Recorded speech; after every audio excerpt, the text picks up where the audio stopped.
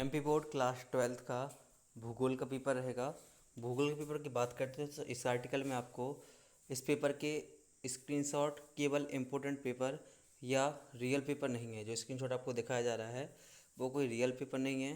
Telegram channel या दूसरे जो आपके पुराने पेपर हैं, आपका इस साल का जो ब्लूप्रिंट है उसके हिसाब से कुछ प्रश्न आपको दिए जा रहे हैं जो कि आपके एग्ज़ाम में ज़रूर पूछे जाएंगे। और सोशल मीडिया पर जो वायरल पेपर हो रहे हैं, आप किसी पेपर के झांसे में नहीं आए, ना ही अपनी साल ख़राब करें, आप मेहनत करते रहें।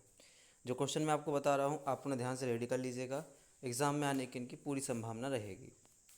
देखिए, मैंने इससे पहले भी कुछ क्वेश्चंस आपको बताए हैं, ये क्वेश्चन भी आप ध्यान से करना ताकि एग्ज़ाम में आपको हेल्प मिल सके। फर्स्ट क्वेश्चन है कि भारत की मानचित्र, ये मानचित्र आप ध्यान से देखिएगा। आपको पता है कि भूगोल में 2 मानचित्र आने हैं, एक आपका भारत का और एक आपका विश्व का।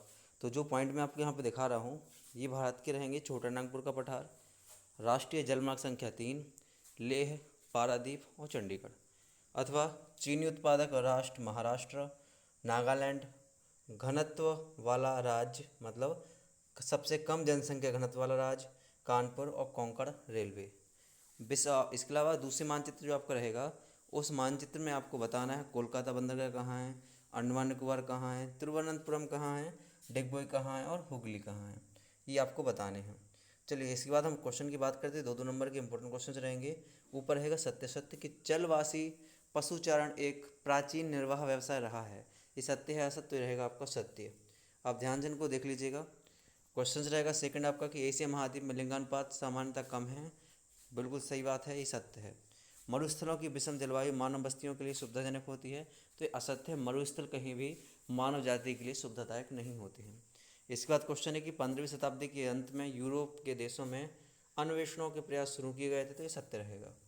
चलिए, अब क्वेश्चन है 2-2 नंबर के कि भौतिक और सांस्कृतिक पर्यावरण में 2-2 अंतर बताइएगा। या क्रमबद्ध भूगोल से आप क्या आशय है? विश्व में जनसंख्या वितरण की 2 विशेषताएं बताइएगा। या सर्वाधिक जनसंख्या वाले देशों के नाम बताना है। लिंगानुपात से क्या आशय है? भारत में लिंगानुपात कितना है? किसी देश के लिंगानुपात कम होने के उपाय बताना है। सार्थक जीवन क्या है? या फिर मानव जीवन के संदर्भ में उत्पादकता क्या आशय है?